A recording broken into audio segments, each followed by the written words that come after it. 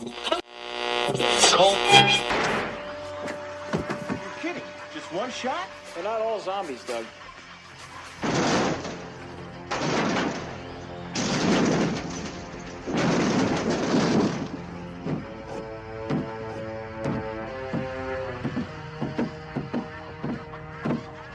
How do you fight this thing? Maybe we could drown it in A1 sauce. Well, sometimes that is better. The person you put up there ain't the person that comes back. It's a dance song to get down with. About 6 feet under. Get there. Ooh, I love this song.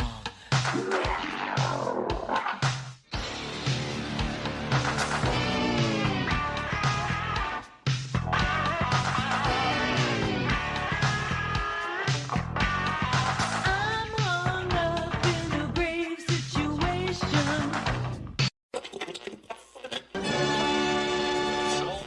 And now we come to the thrilling final episode of our radio drama. Hello and welcome everyone to episode 176 of the Rotten Views podcast. I know I say it each and every single time, but it's crazy we've gotten this far with this podcast. And I appreciate every single one of you for coming back each and every week. And I appreciate all the new listeners. Hopefully you guys stick around for a while.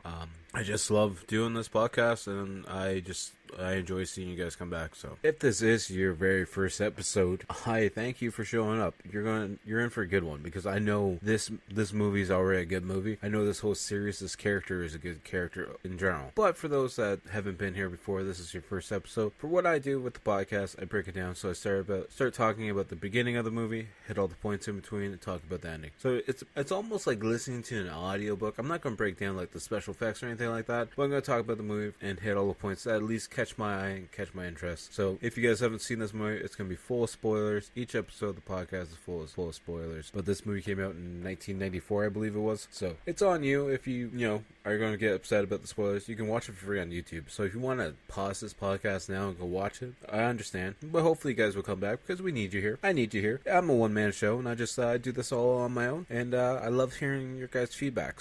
But before we get into the episode at hand, it's midnight right now. It's getting a little bit late, but we're going to hopefully get this episode all done in one shot. If you guys didn't know as well, we have a bunch of social media sites that you can go follow. It's at Typhon Sign. Just go follow. All the links will be down in the description below.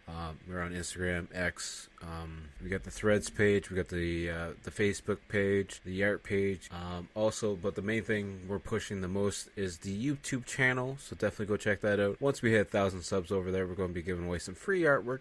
But on the YouTube channel, you can see old episodes of the podcast. You can have the weekly gaming video comes out every Wednesday, and then there's numerous short videos that come out every so often. I don't have a set schedule for the shorts. I'm still trying to figure out the algorithm for the YouTube shorts and the content that actually does well for me. We're also doing live streams over there as well, so definitely go check that out. I've been streaming like 5 times a week, usually for a couple hours at a time. Nothing that's drastic. No, it's like 3, 4, 5, 6 hour streams. A couple hours here and there. Just having fun, playing some GTA Online, loving out the characters, playing a little bit Fall Guys, a little bit Fortnite. We're probably going to play some Graveyard Keeper, maybe some Stardew Valley. Who knows yet? I'm not really too sure yet. We're going to play a bunch of games, and hopefully, you guys will stop by, hang out for a little bit, and we'll talk comics, animes, cartoons, horror movies, action movies, talk whatever. I'm up to talking about anything pretty much. So definitely, hopefully you'll subscribe to that channel. And the links will be all down in the description below. So I'm just a very creative person trying to do a bunch of things all over the place. I know I should probably narrow it down a little bit, but I just get enjoyment from all these little things, from the podcast to the YouTube videos to doing the artwork and everything else in between. So hopefully you guys will check all that stuff out, and I appreciate it if you guys do. But enough about that. You guys are here to listen to me, for some reason, talk about Guyver, the Dark Hero from 1994. This movie has a 5.8 out of 10 on IMDb, 61% on Rotten Tomatoes, and 4.6 out of 5 on Amazon.ca. 88% of Google users apparently like this film. Initial release date was April 20th, 1994. It's from the Guyver film series, as well as distributed by New Line Cinema, and adapted from Bio Booster, Armor Guyver. So this was directed by Stephen Wang, who's also won the credit for being one of the writers for it as well, who's best known for being the director from 1997's Drive.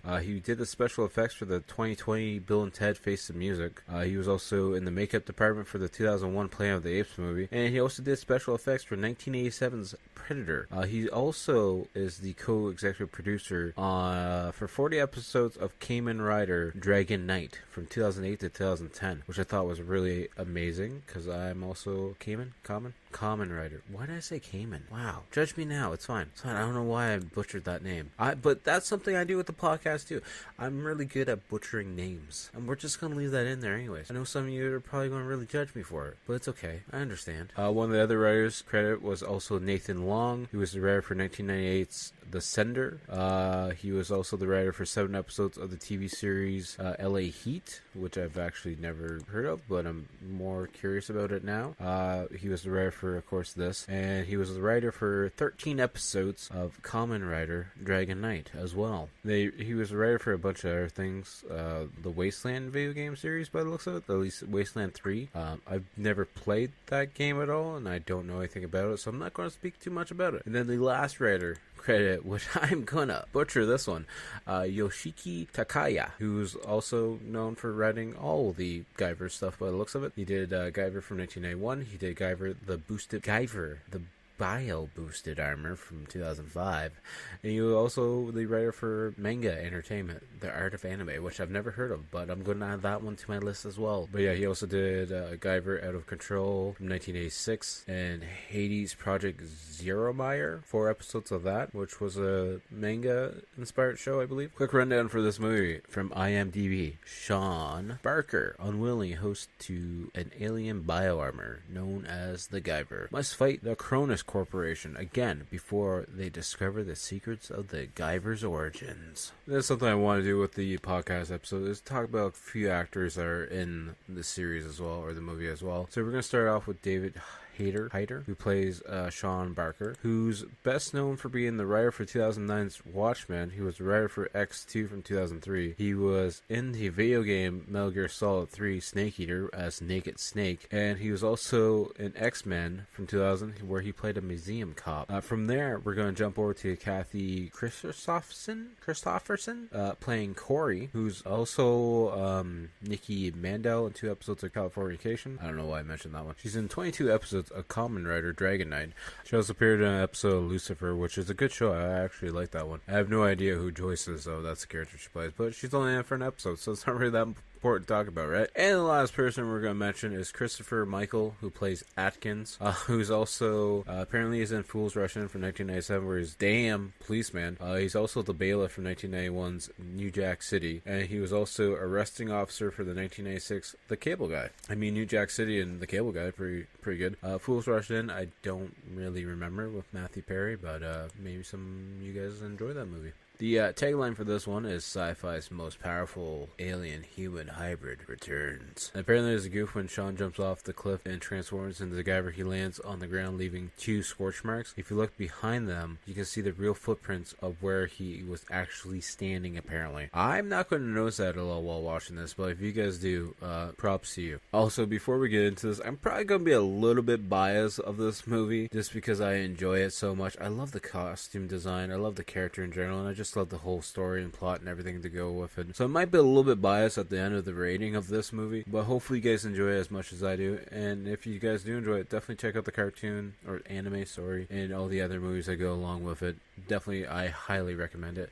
But enough of that. Let's get into the movie at hand. That's why you guys are here, to listen to me talk about this movie. So we're going to get right into it right now. Presents Saturday Night at the Movies, the television series which each week brings you the finest in recent motion pictures. Tonight,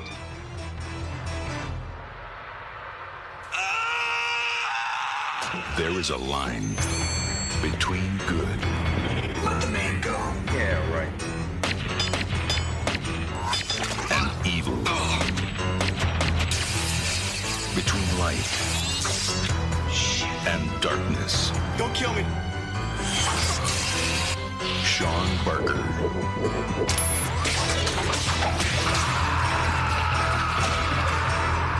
has crossed that line.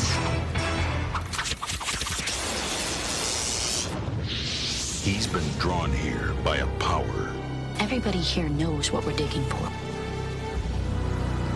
by a force I see it in my dreams and I put it down on paper. he doesn't understand. Who are you? The Guyver, he's here. I know you got claws you ain't showing. I'm not the one with the claws. Have him here in another hour, or shall I send someone with more experience?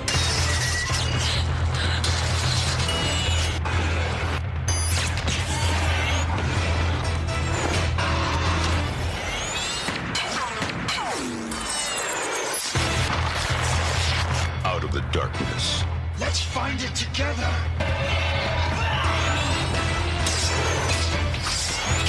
out of the shadows,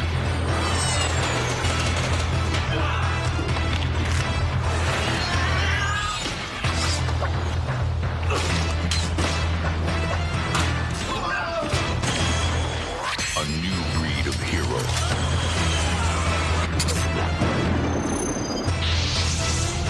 A dark hero. Guyver.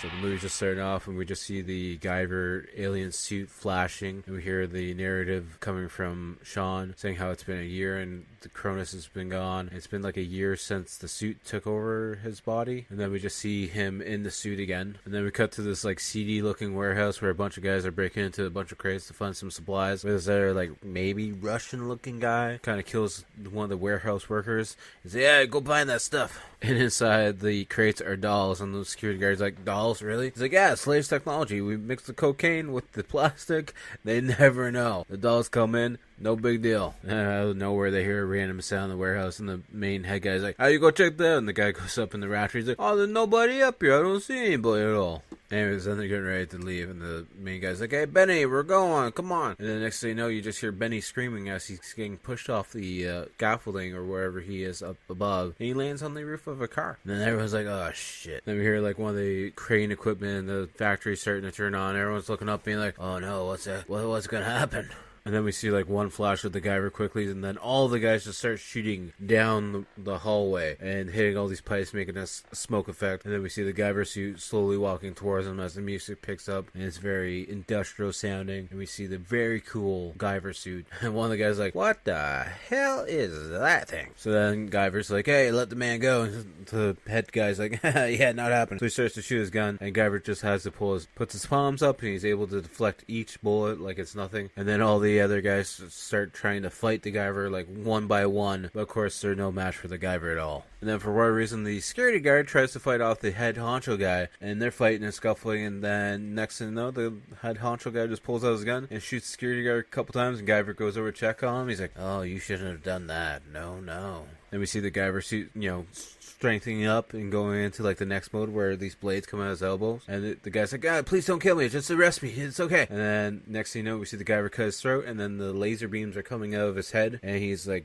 marking a shipping container, I guess. And then the police officers show up, and they're like, oh, holy shit, we got a very big problem here. And then Sean just goes behind the part of the building and just changes back into his human form. And then the cops look over, and we see what was the being like burnt into this shipping container, and it's the name of the Guyver, and he's like, yeah, it's him, alright. Well, duh, he's leaving his goddamn name, of course it's him. And then Guyver Dark Hero pops up on the screen, and intro credits start to roll as the music's still playing from that factory scene. And then we see Sean sitting down at his desk, and he's looking at the newspaper where we see the vigilante story being in the newspaper as well. And then he sits down and opens up a binder, and it looks like it might be art sketches for like the suit. I'm not really 100% sure on that because the copy I'm watching is very grainy, so it's a little bit hard to make out. And then he's watching something on the TV that's a news story, and it's like this person that got mauled to death, and they're saying it's a bear attack, but one of the people that lives in that town is like, ain't want no bear that attacked that person, I can tell you that for sure. And then we find out it's actually his brother that died, and apparently there's a picture of a painting they saw on a cave wall, and that guy's saying like, yeah, the thing that was painted on the cave wall, that's what killed him. And at the end of that news documentary, the lady's like, next up, more Elvis sightings. Stay tuned, please. But the cave drawing actually really catches Sean's attention, because he's like, wait a minute, that's the same thing I've been drawing in my sketchbook that I keep seeing all the time. And we see this little montage of him hitchhiking towards the town where the mauling happened. And at one point he gets in this little white truck that might be like a little Mazda truck. I'm not even 100% sure what truck this is. It's honestly it just caught my eye, okay? And I'm a vehicle, I like vehicles. And the fact that it looks like a little S10, but it's clearly not an S10 by any means. Anyways, he finally gets to, I think, Utah that he's going to. I mean, like, you couldn't just put the Guyver suit on and, like, speed run. I'm just saying, I'm just thinking of ideas, of course. So then he stops at this little convenience shop, like a little family-run shop. He's like, hey, sir, excuse me, sir, so there's, like, a fossil dig site around here. Do you know where that is and how to get there? He's like, there's a customer waiting. You gonna buy something? He's like, yeah, sure, I'll buy this bun or whatever. And he's like, yeah, I don't know anything about that. So then a lady catches his eye, and I believe it's Corey. She's like, well, why do you want to know about the dig site? And I believe she thinks that he's a reporter. He's like, no, I'm not a reporter. Trust me, I'm not. He's like, actually, you know what? I'll just show you my binder. Look, I've been drawing these for months, and it's like the same thing that was seen on your caves here. And I just want to go, match it up and see what's going on here. Then one of the drawings in his binder catches her eye. He's like, you've seen this before, haven't you? She's like, I gotta go, actually.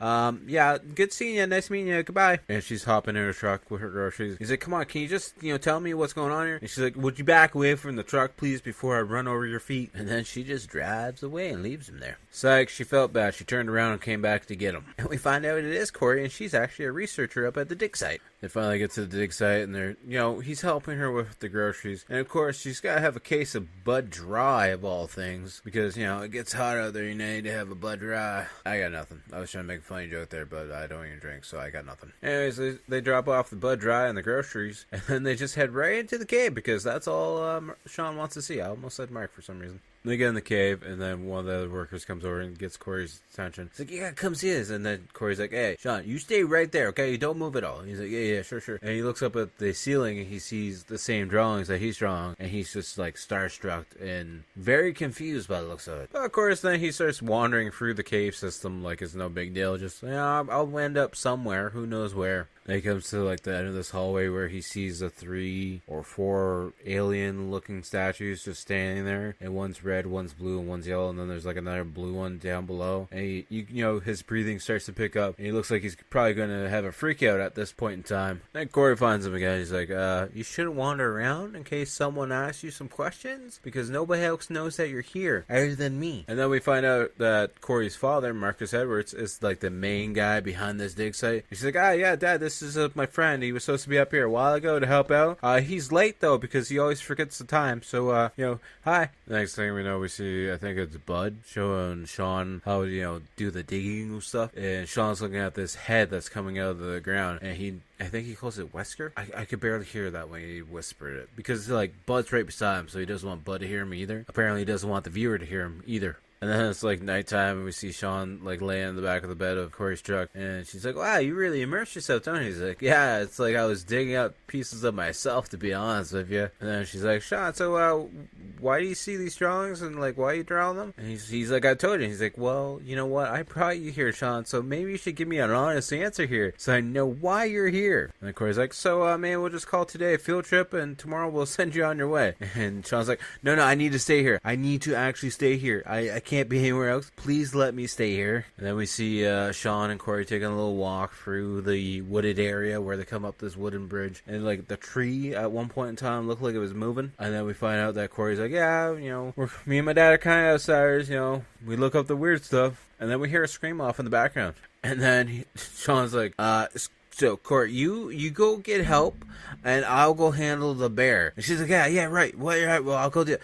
And then she's like, wait, you're going to go take care of the bear? And then we see 2 hunter guys staring down one of the Guyver suits that's like a rhino. The one guy with the gun, he's like, yeah, take the picture quickly. Take the picture before I shoot. He's like, the other guy's like, don't worry about the damn picture. Just shoot the damn thing, please. And then we see Sean running through the woods, and then he changes into his Guyver suit. And then we see that other Guyver creature. He kills the guy with the photo camera for some reason, even though the guy with the camera was behind the hunter. And then we see him throttling the hunter up against a tree as he's screaming for his life. And Sean in the Guyver suit shows up just in time and shoots a laser beam into the other guy's arm. And he drops the hunter. And Sean's trying to question the other bile, asking where he came from. He's like, I destroyed all you guys.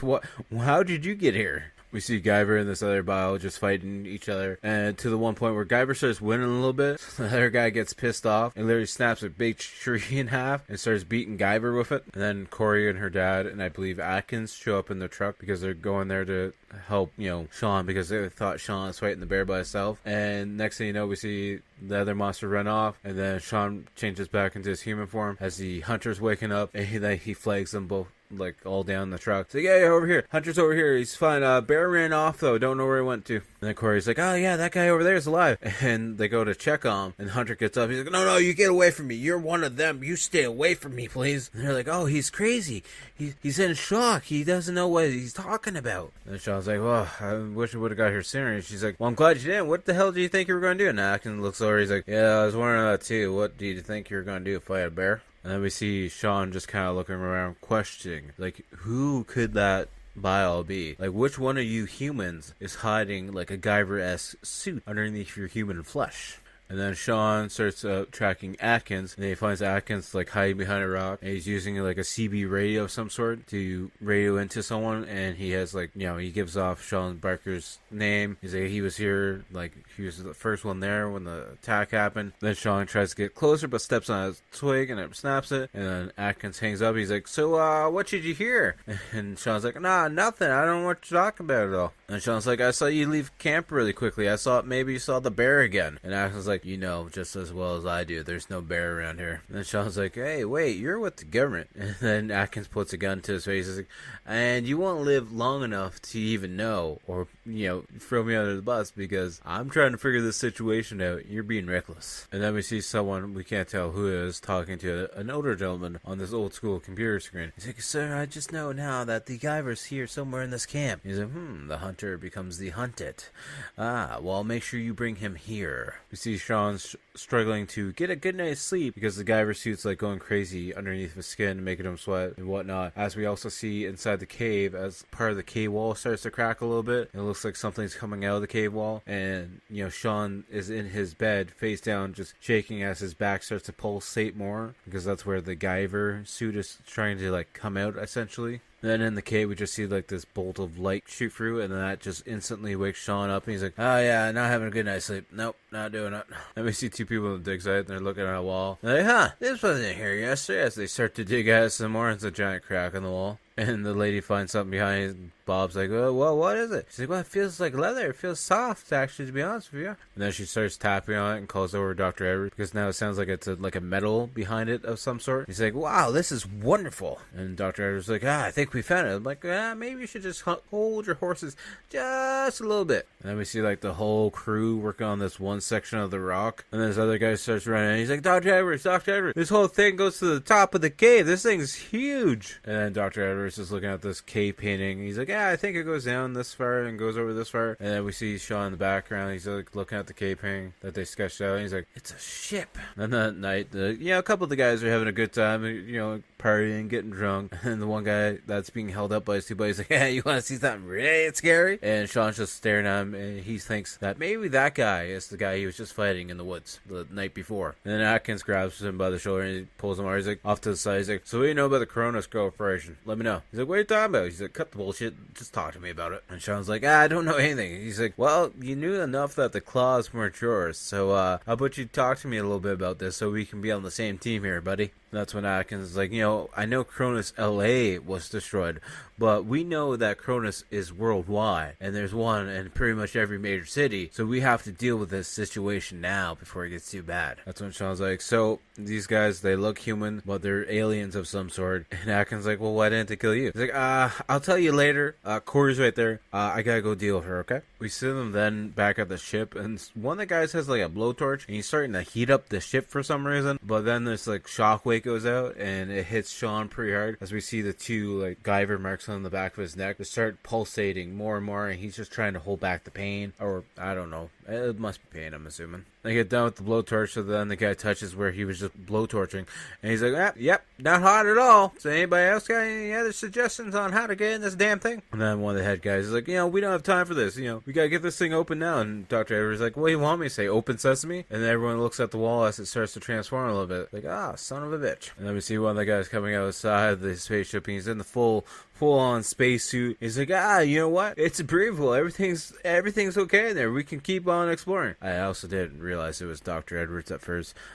My bad. Like I said, the copy I'm watching isn't the crispest I've ever seen in my life. But what can you say? It's free on YouTube. So of course, then everyone's like, okay, we're gonna go inside the spaceship and see what it looks like. And then they start doing the tour. And Dr. Edwards like, so keep your hands inside the ride at all times. Don't touch anything. And if anything creepy starts to happen, just get out. But take lots of pictures, okay? So we can know what we're looking at here for the future. And then they do the one thing that you should never do in a horror movie. Everyone decides to split up and go their separate ways in groups, of course, but still, nonetheless, that's never really that good of an idea. And we have Corey taking some pictures, or maybe a video, but it looks like an old school video camera. And of course, she's doing the one thing her father said not to do. She's filling up the alien life form mechanics, and then it starts to move a little bit, and she's like, ooh, maybe I shouldn't touch that, actually. And then she's like, nah, I'm just gonna put my hand inside the slime and see what it feels like. And then we see Sean slipping off into another hallway. And of course, Corey doesn't realize it at all because she's too busy just filming everything else. And Dr. Edwards takes him to like this center area. And the Moneybag guys who's trying to push everything forward, who probably works for Kronos, I can't remember at this point. He's like, how the hell are we going to get up there? And he's like, no visible stairs at all. I'm assuming whatever was using the spaceship didn't need them. And we see Sean coming into the center room where he stands on this pedestal and he's talking to like this flashing ball that's up in the sky, or not the sky, up in the ceiling a little bit. And he's like, I'm here, you've been calling me here and I don't know what's going on, I don't understand anything, I don't understand what you're saying at all. It just sounds like Charlie Brown teacher talking. And then he starts questioning them and he's like, well, what the hell did you do to me? You got the wrong guy here. I don't know what I'm doing. Why am I the Guyver? And Sean's like, I just want to be normal. I can't live with it like this. I'm not a killer. And he's like, well, technically, you don't have to be killing these bad guys. You just need to stop them. It's really you doing the killing on your own. So that's really your own choice there, buddy. Then we cut back to Corey, who's still at this like alien life thing that's opened up, and she peels back something, and then she pulls out this like egg pod thing, and she's like, hey Dad, look, it moved. And then Dr. Edwards, her father's like, Corey, I told you not to touch anything, what are you doing? And then next thing you know, we see the Moneybag guy walking away with that egg or whatever she pulled out, and the security guard's holding Corey back, and she's like, we're the scientists here, we need to examine this and everything else. He's like, you know what, it's mine now, I'm taking it, goodbye. And then she's like, Dad, why didn't you stop me? He's like, he's just taking it away for safekeeping. It'll be fine. Don't worry about it, Corey. We'll get our chance to look at it. That guy is apparently the Moneybag guy. Is apparently Crane. My bad. He just walks away with the little specimen, and then the dad walks by. And he's like, "Don't worry, Corey. We'll get our chance. Just leave it alone. It's no big deal. It's fine." And then the female security guard comes up and talks to Mr. Crane. He's like, "So I need to talk to you. It's about the new kid. Yeah, we might want to deal with him." And then we see Atkins, using his headset, listening in as Sean is talking to Corey, and he's trying to break things down to Corey. He's like, so everyone actually who works with Kronos can change into things. Monsters, essentially, zoonoids is what they're called. And, everything like Frankenstein, a werewolf, and all that stuff, it's essentially like believing in that. They can change into whatever creature they are, whenever they want to, and they cause a lot of issues and bad troubles. That's why people die around here lately. It's not a bear attack, it's a zoonoid creature killing people. And then Corey's like, you know what, you listen, you're crazy. And Kronos is the one, paying for this whole thing. So, we're just gonna let them do what they want to do and supply this. And then Sean's like, you know what, you're dealing with monsters here, you might want to be a little bit careful. And of course, Corey goes to talk to Crane, who's not in the main part of his office. He's in a secret room talking to the head guy behind Kronos, and she's overhearing that the guy wants the whole operation shut down and to everyone be taken care of. And we probably know what that entails, right? Anyways, then we cut to Sean, who's just staring at the spaceship, and then Crane comes up behind him. He's like, it's calling you, isn't it? It calls me too. And Sean, I know who you are, and I know your pain. And Sean's like, I don't know what you're talking about. And Crane's like, we're the bastards of an uncaring parent. It's okay, Sean. You can admit to me what you are. Crane's like, you just need to trust me. I know the pain of losing friends and lovers. And, Sean's just staring at him. And then out of nowhere, Crane turns into this, like, creature from the Black Lagoon kind of zoonoid, which looks really freaking cool. And Crane's like, in his monster form, he's like, see, I'm a freak. I'm just trying to live my life. And we're going to figure out this ship and take the Guyver out of you and make you normal again. That's what you want. Don't you desire to be normal again, Sean? Aren't you tired of killing? And he's like, I don't kill. It's the Guyver that makes me kill. It's the Guyver, not me. And then Crane's like, he reaches out his hand. He's like, aren't we friends? Don't you want me to help you? And Guyver's like, or Sean, I'm sorry, is like, no. And then the female security comes over behind Sean and smacks him in the head with something and knocks him out. And then we see the security guard and, well, two of the security guards and Corey in the truck, and the security guard's trying to take her somewhere. And then the Jeep just stops, and they're like, well, what do we hit? And then next thing we know, we see this solenoid, popping up in front of the Jeep, and he's like, hey, you, girl, leave. Run! And then he starts shaking the Jeep as Corey runs away. And then next thing we know, we see the Jeep getting flipped over. And then as the Jeep is flipped over, we hear like some banging inside of it. And we see some, punching marks on the roof of it. And of course, you can just imagine what's going to happen next. Then we see some claws scratching through the Jeep. And then the next thing you know, we see the first zoonoid walking backwards. And then we see two other ones jumping out of the Jeep. Of course, because it was the security guards the whole time. The two are kicking the crap out of the one to the point where they throw him up against the Jeep. The Jeep falls down the mountain, and we see it slowly catching on fire and blowing up. And then next thing we know, we see a Zelenoid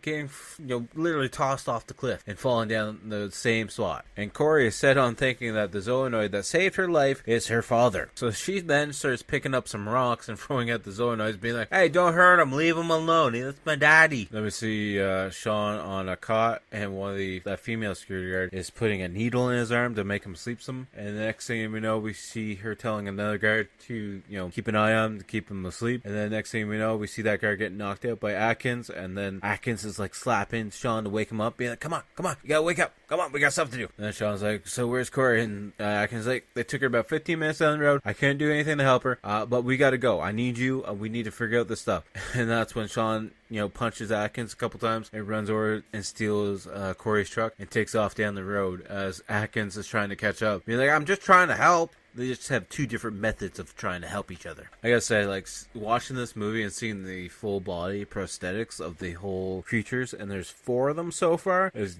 freaking amazing. Putting that out there now. And we have that typical, like, rescue scene where Sean is standing on a cliff, looking down at the mountainside and all the trees, just yelling, Corey! And of course, Corey hears him, and she starts yelling back, screaming for help. Then we see Sean running off the cliff, jumping, calling for the Guyver suit midair, jumping down, and this is where that goof scene is, because apparently you can see the footprints in behind.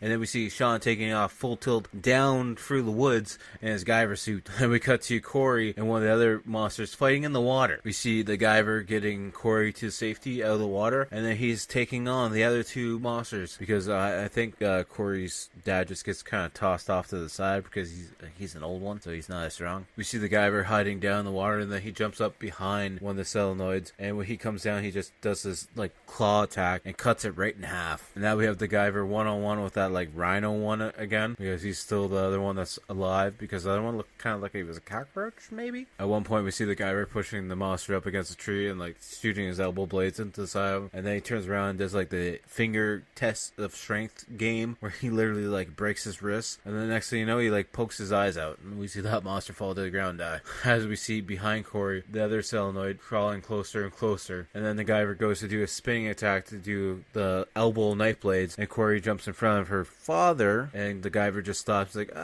maybe I shouldn't kill you. And then the Guyver suit comes off, and Corey's like, Sean, it's you the whole time? And then we see all the dig site workers down in the cave still, as security guards have guns on them. Mr. Crane and his lead security lady come up, and they're like, Mr. Crane, what's going on here? He's like, I'm sorry, but your services are no longer needed here anymore, so we need to make you go bye-bye. And then we see the security guards getting knocked down to the ground, and then we see a gun being pointed in Crane's face, and it's Atkins in full like military outfit. He's like, don't do anything funny, okay, or I might have to pull the trigger on your face. We see all those workers being escorted out of the area, as there's FBI agents all over the woods now, just staking out the whole place. And then Atkins calls in one request, because apparently the one security guard is missing, course, and Atkins isn't too happy about that. And then he's like, E1, shoot to kill. There's one more hostile somewhere. And then we see this FBI agent who's like a sniper in the woods. And then one of the monsters jumps behind him, and we see his eyes go big. He's like, oh, okay, what's that? And next thing you know, we hear some screaming and a bunch of gunshots coming from the woods. He's like,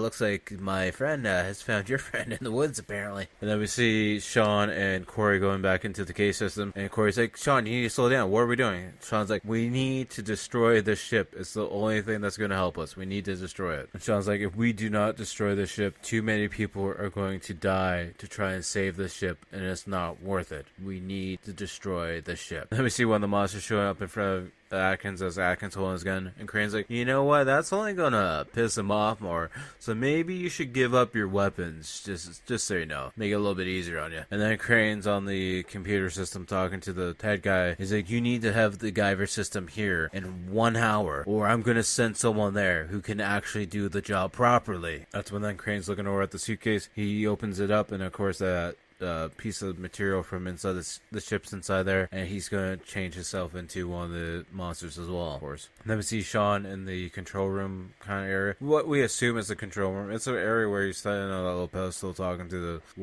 the all-seeing eye, I guess. He's like, am I not the one you want? And then it kind of zooms in on him. He's like, I'm not. And then he changes into the Guyver suit, and then the Guyver suit starts, raising up into the sky a little bit, and there's like a laser show that goes off between the two of them, maybe like an ID scan of some sort. And then after that happens, we see a bunch of eggs with other versions of the Guyver, I'm assuming, or monsters in the eggs. Then at like one point we see what looks to be like a caveman, and then he turns into one of the monsters. And the next thing we see is like a bunch of cave people around a fire wearing skeletons and whatnot. And then they all start to change into various versions of the Solenoids. And then we see what might be the Solenoids' home planet, and there's a bunch of ships now, like this one that Sean's in, and they're all shooting off into the atmosphere by the looks of it. And then Crane and his cronies find Corey again, and Corey's screaming for Sean, and he finally hears him as he's still in the full Guyver suit at this point in time. The two cronies go inside the ship to go find Sean, and then next thing you know, we see them both getting shot out of the ship door and landing on their ass. And then the Guyver jumps out, being like, "Let her go, Crane." And Crane's like, "Sean, you better deactivate the Guyver, or I'm going to hurt Corey, and you don't want that to happen, right?" And then Dr. Anders walks in in his human form. He's really beat up at this point in time, and he's like, "Crane, we had a deal. You promised you weren't going to hurt her at all." And then Crane's like, "I'm giving you one more shot. Retract the armor, or I'm going to tear her apart." As Crane turns into his monster form, which I forgot he already had a monster form, so I'm not sure why I thought he was going to turn into like a Guyver version. To be fair, it's almost 2 o'clock in the morning at the time of this recording almost being done. And then pretty much a fight ensues with everyone because Dr. Anders turns back into his form, and then we see Atkins tripping one of them and picking up his gun. He's like holding his gun. He's like, "I don't know if this is going to protect me or not. I also don't know which monster to shoot at and which one not to shoot at." Then we see Atkins has a suitcase that has that piece of material inside of it, and he's running away from one of the monsters as Corey's hiding. And then we see the Guyver fighting one of them, and then we see Dr. Anders fighting another one. And then we see, I believe it's Crane's monster form. He's fighting Dr. Andrews, and he's a dirty fighter because he goes to bite him a bit. And that Corey starts, screaming for her dad. So then she grabs a pickaxe and starts pickaxing him in the back. And then Crane just, tosses Corey off to the side. And then we see Atkins fighting the other female monster, and he's doing pretty well. And then he pushes her back into like an open circuit board, and she starts to electrocute. And by the time she drops to the ground, we see her just being charcoaled in her human form. And then Atkins pulls out a gun and starts shooting her in the back. We see the Guyver fighting one of the other monster forms, and he's throwing pieces of wood and stuff at him. It's from a crate, and then he throws a piece of dynamite, and the monster catches it in his mouth. So then Guyver uses his laser beam and sets the dynamite off and blows up in the monster's face. And then we cut to Crane, who's grabbing a steel pipe and literally, ramming it into Corey's dad's chest. And she's screaming and running in slow-mo as she picks up a sledgehammer and goes to hit him with it and smashes him right in the face. And then the Guyver starts fighting Crane, and Crane's like, "Why are you fighting your own kind? We could have helped you. What are you doing, you stupid freak?" And then Crane starts laughing because then he changes into a Guyver version of the monster. And Crane's all excited because he's kind of like, "Yeah, my final form of Frieza. Yeah." So anyways, we then cut to see like Guyver and this super version of Crane fighting each other. At one point in time though, like Crane running on his hands to do a kick at Guyver, which just looks funny as hell, to be honest with you. And at one point, like, it's hard to talk about the fighting scenes that happen in movies like this just because they're so fast paced. But Crane actually gets Guyver down on the ground and takes one of his spikes and starts, slowly inserting into the Guyver's chest cavity or ribs area. And Corey has the gun in her hand and she calls Crane, and Crane looks up and she literally shoots him right in the big ball on his head, and that kind of drives him crazy. And then Guyver's able to get up and literally punches him straight in the face a couple times, and then he grabs the gem in his head or the ball and literally rips it right out of his skull. And that's pretty much like the main power source to the Guyver's suits, which is kind of weird that your main power source is like right on your front of your head, and literally you can just grab that sucker and rip it right out. But it's fine, we'll go with it. And then we see Crane like getting down on his knees and like screaming in pain as he's holding his head, as he looks like he's slowly starting to melt. He's making those screams, kind of like if you ever watched Street Sharks, when the main bad guy is changing from his human form into the fish mutant form. He's kind of like screaming like that. And then next thing we know, we see the Guyver's chest cavity opening up, because that makes his super attack, and it's like a laser beam that comes out and just pretty much incinerates Crane's, what's left of him at least. And Corey's all excited, goes over and tells Sean how proud she is of him, I guess. And Atkins like, you're one hell of a man. I'm glad you're on our side, to be honest. He's like, at least the Guyver's going to be safe with the government where it belongs. And Sean's like, no, that's not where it belongs at all, to be honest with you. And then we see like the eye part on Sean's suit, the main source, coming out of his head a little bit, and then the ship starts to shake and lights start coming out of it. And apparently Sean is able to tell the ship to go back home like it's on auto cruise. You see that whole little rock cliff area starting to shake a little bit, and then Sean's like, all right, we gotta get out of here, it's actually not safe. And then we see Sean, Corey, and Atkins running out of the end of the tunnel just as it's getting ready to blow up. We see the whole top of the mountain blowing up and the ship taking off into the sky. And then we see Sean and Corey getting into the truck, and Atkins like, hey, so I gotta talk to you for a minute. And Sean's like, not the time. He's like, we're running an underground corporation to go up against Kronos. We could use your help here. And then they literally just drive away and leave Atkins there. And that's the end of the movie. And yeah, I gotta say, like I said at the beginning of this, I'm probably gonna be a little bit biased just because I love the Guyver series so much. But I love this movie, and I love the fact that we see the full suits. I think that's amazing. The amount of detail, of course, this copy wasn't the greatest. It's a little bit grainy, it's a little bit blurry in certain spots, but the fact that you get like 6 full suits at this point in time, because Crane has 2 technically. I think it's great. I love this movie. I love the action. And I'm going to give this one, like I said, a little bit biased. I'm giving it a 9 out of 10 on the Rotten scales just because I love it so goddamn much. And I mean, I know what we're going to watch next week because I've been wanting to watch this one a little bit too. It's been a little while. I love the video games. I didn't mind the cartoon series from what I remember at least. And I know the movie's not that great, but we're going to watch Double Dragon because I think it's fun. So hopefully you guys will show up next week for that one because I think it's going to be a blast. And maybe we'll get it a little bit early.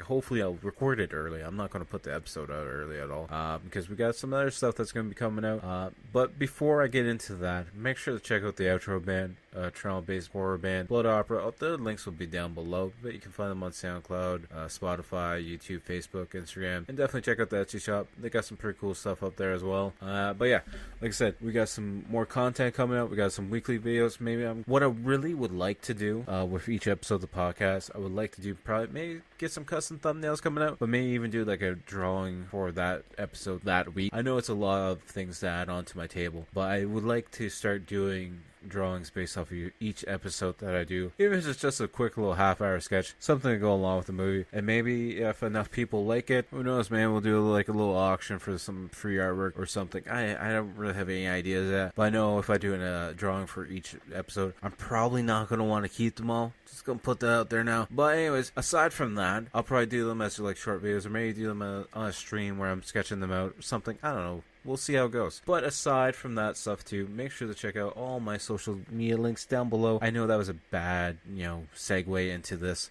But yeah, I've been talking a lot. And like I said, it's getting late. And I don't sleep much as it is. So I should probably go to bed. But yeah, all my social media links will be down below. @typhussign. Find me on X, Twitter, whatever you want to call it, Threads, Instagram, Facebook. Main thing being that YouTube channel. Like I said at the beginning of this episode, once we get 1,000 subs, we're going to be giving away some free artwork. But we have the weekly game video every Wednesday. We have various short videos going up, and we have extra episodes and content. Well, not really extra episodes. We have old episodes of the podcast going up. We will have extra content coming out though. But we're just working on editing it, getting everything set up. So, and we have live streams. Definitely go go check out the live streams. They're a lot of fun. So I'll talk to you guys all later. Peace. At midnight on Monday, we go into All Saints' Day. The night of the dead begins then.